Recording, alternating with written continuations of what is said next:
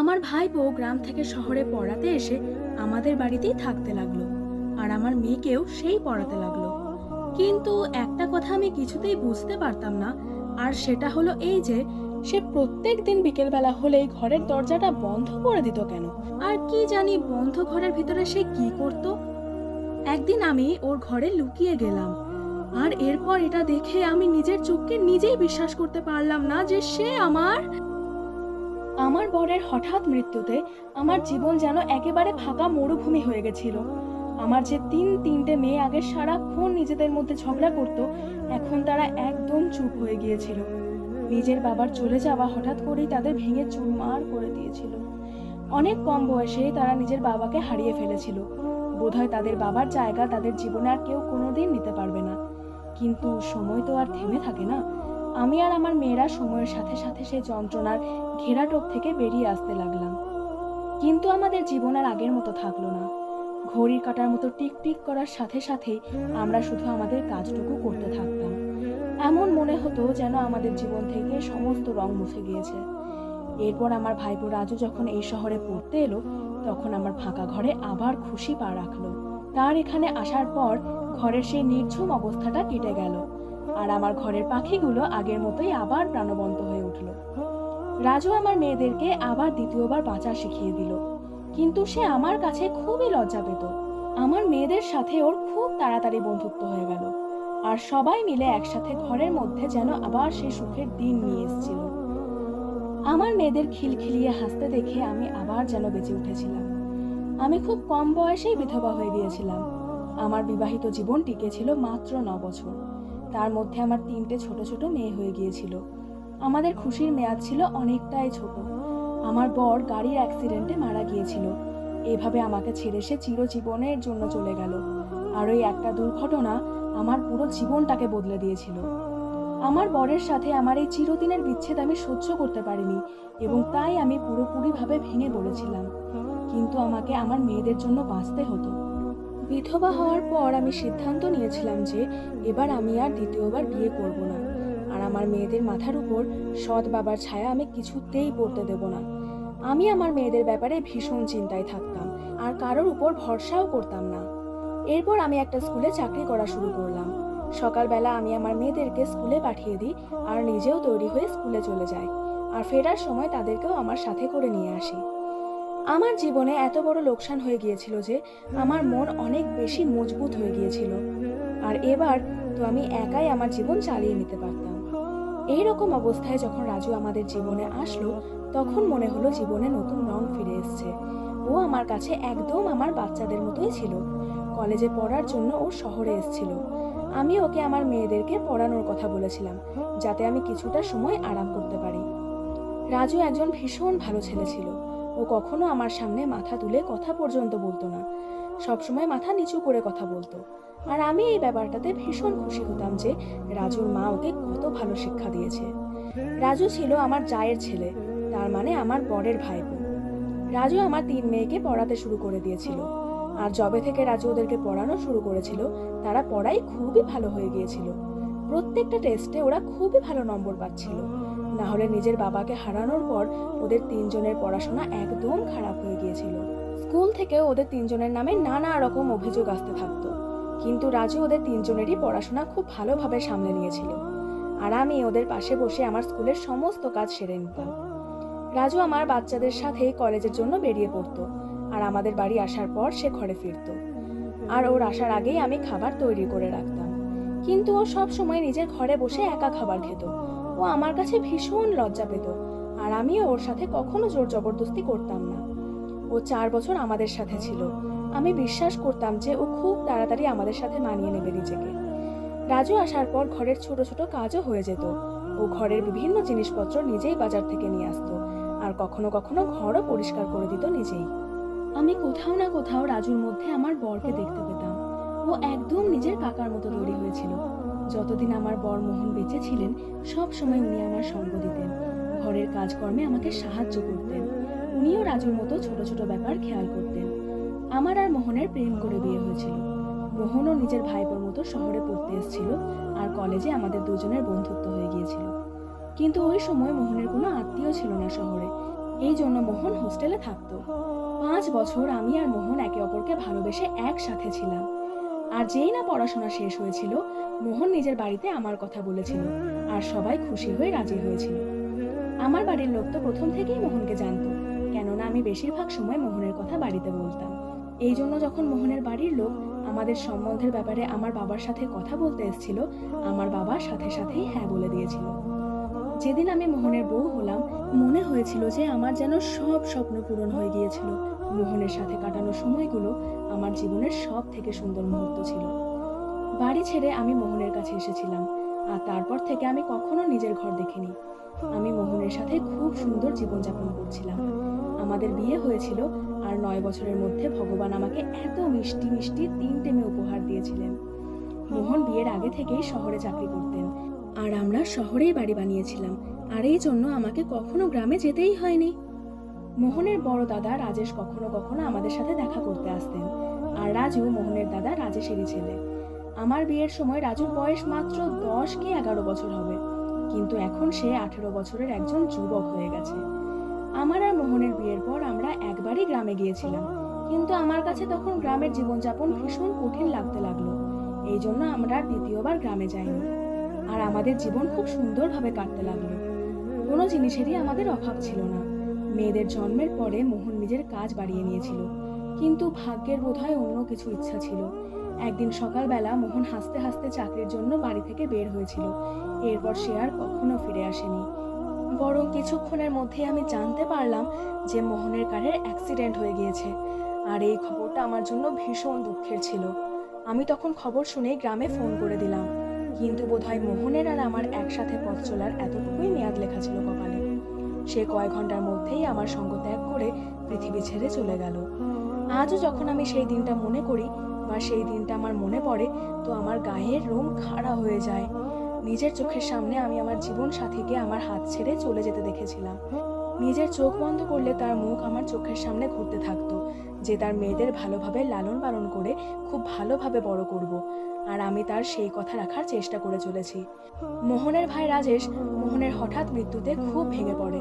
সে ভেঙে চুরমার হয়ে গিয়েছিল, আর মোহনের মা বাবা বেঁচে ছিল না। রাজেশের একমাত্র ভাইয়ের মৃত্যুর পর রাজেশ আমাদের বাড়ি আসা অনেক কম করে দিয়েছিল, আর যখনই আসতো তখনই সে তার ভাইকে মনে করে ফুপিয়ে ফুপিয়ে কাঁদতো। এই জন্য আমি নিজেও রাজেশের সাথে ফোনে কথা বলে নিতাম মাঝে মধ্যে। মোহন রাজেশকে বর্দা বলে ডাকতো। যখন সে রাজুর পড়ার ব্যাপারে তাকে শহরে পাঠানোর কথা বলেছিল, আমি নিজে থেকেই দাদাকে বলেছিলাম যে রাজুকে হোস্টেলে না পাঠিয়ে আমাদের বাড়িতে পাঠিয়ে দেয় যেন। আমাদের ঘর তো রাজুর কাকারই ঘর, আর আমিও কারোর সাথে কথা বলার সুযোগ পেয়ে যাব। আমার কথা শুনে তো যেন রাজেশের সমস্ত সমস্যার সমাধান হয়ে গিয়েছিল, কেননা উনি রাজুকে একা হোস্টেলে পাঠাতে একটু ভয় পাচ্ছিলেন। রাজেশ আমাকে বলল যে রাজু একজন খুবই সাধাসিধে এবং লাজুক ছেলে, আর খুব তাড়াতাড়ি সবার সাথে মিশতেও পারে না। আর আমি নিজেও দেখেছিলাম যে আমাদের বাড়িতে এসেছিল 2 মাস হয়ে গিয়েছে, কিন্তু ও এখনো আমার সাথে সেরকম ভাবে কথা বলতে পারে না। আর রাতে তাড়াতাড়ি নিজের ঘরে গিয়ে ঘর বন্ধ করে দেয়। যখন কিনা আমি আর আমার মেয়েরা ড্রয়িং রুমে বসে একসাথে রাত্রেবেলা টিভি দেখতাম, তখন সে কখনো আমাদের সাথে বসতো না। রাজু কখনো আমাদের সাথে বসতো না। আমার 3টে মেয়ের সাথেই রাজুর খুব ভালো বন্ধুত্ব হয়ে গিয়েছিল। তারা রাজুর কলেজ থেকে আসার পর থেকে সারাক্ষণ রাজুর সাথে চিপকে থাকতো। ছোট মেয়ে তো সারাক্ষণ রাজুর কাঁধের উপরেই চড়ে থাকতো। রাজু তাকে অনেক ভালোবাসতো, আর রোজ ওর জন্য চকলেট নিয়ে আসতো। আমি বেশ কয়েকবার রাজুকে বারণ করেছিলাম, কিন্তু ঠিক পরের দিনই সে আবার চকলেট নিয়ে আসতো। গত কয়েকদিন ধরে আমার শরীরটা খুব একটা ভালো ছিল না, আর আমি কিছু বুঝতে পারছিলাম না যে কেন। কিন্তু আমি কাউকে নিজের শরীরের ব্যাপারে কিছুই বলিনি।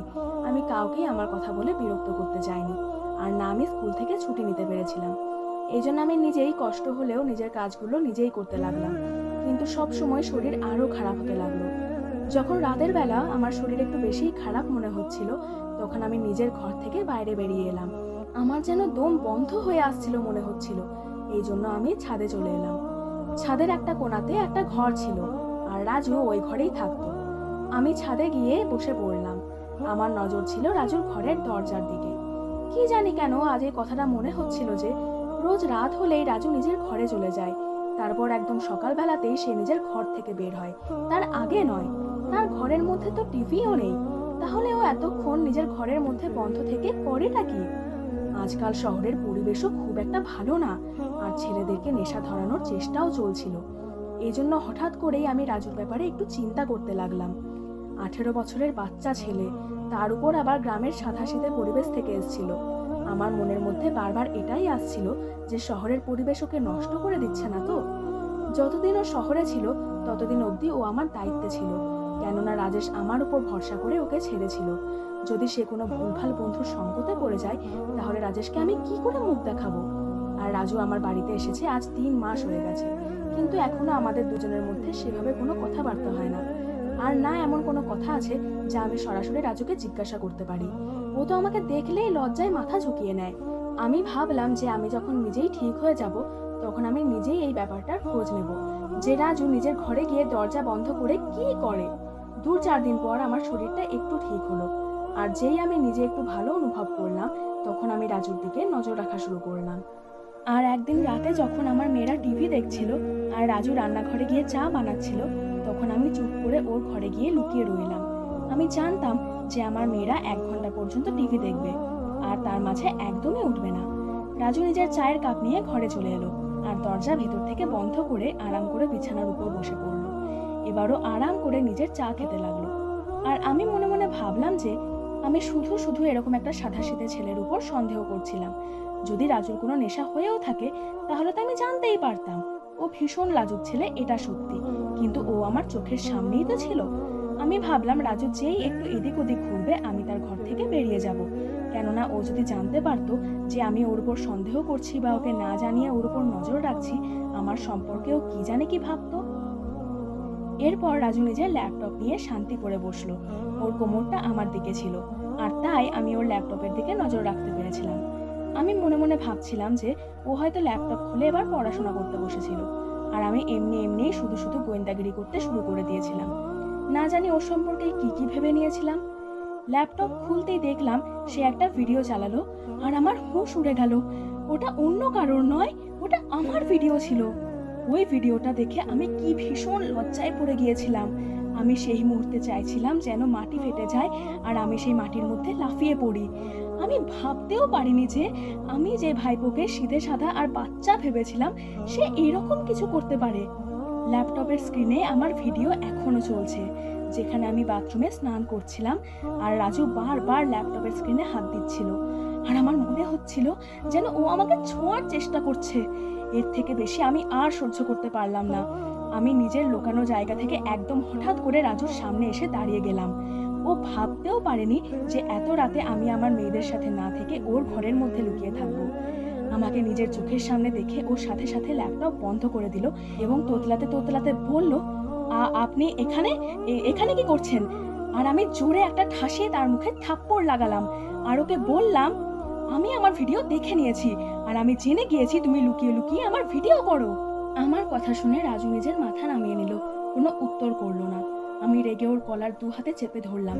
আমি জানতে চাইলাম যে ও আমার সাথে এরকম কেন করেছে, যখন কিনা আমি ওকে আমার ঘরে থাকতে দিয়েছি, আমার ছেলের মতো ভেবেছি। আমার বর মোহন ওকে খুব ভালোবাসতো, কেননা রাজু ছিল মোহনের একমাত্র ভাইপো। আর রাজু কিনা আমার ইজ্জত নিয়ে খেলা শুরু করেছিল, আমার মান সম্মানকে ধুলোতে মিশিয়ে দিয়েছিল। ও কিভাবে, কখন আর কেন আমার ভিডিও বানিয়েছিল? যখন আমি বারবার প্রশ্নটা জিজ্ঞাসা করছিলাম, ও মাথা নিচু করে বলতে লাগলো, আমি আপনার বাথরুমে একটা ক্যামেরা লাগিয়ে রেখেছি, আপনাকে আমি রোজ দেখি, আপনাকে আমার ভীষণ ভালো লাগে। আর আজ নয়, আমি সব সময়ই আপনাকে পছন্দ করতাম। যখন আমি গ্রাম থেকে এখানে এসেছিলাম, নিজের উপর নিয়ন্ত্রণ করতে পারিনি। আর একদিন আমি আমার বন্ধুদের সে কথা বলেছিলাম, আর ওরাই আমাকে বলেছিল যে আমি যেন আপনার বাথরুমে ক্যামেরা লাগাই, আর আপনাকে বাথরুমে ওভাবে দেখে যেন সুখ পাই। একদিন আমি কলেজ ছুটি হওয়ার কিছুক্ষণ আগে ঘরে চলে এসেছিলাম, আর আপনি সেদিন তখনও ঘরে আসেননি, স্কুলেই ছিলেন। আর এই ব্যাপারটার সুযোগ নিয়ে আমি আপনার বাথরুমে ক্যামেরা লাগিয়ে রেখেছিলাম।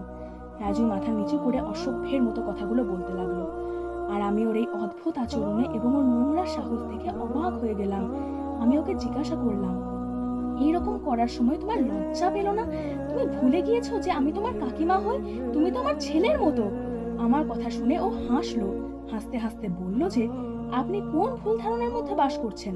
আপনার বরের মৃত্যু হয়ে গেছে, আর তাই আপনি আমার এখন কাকিমা নন।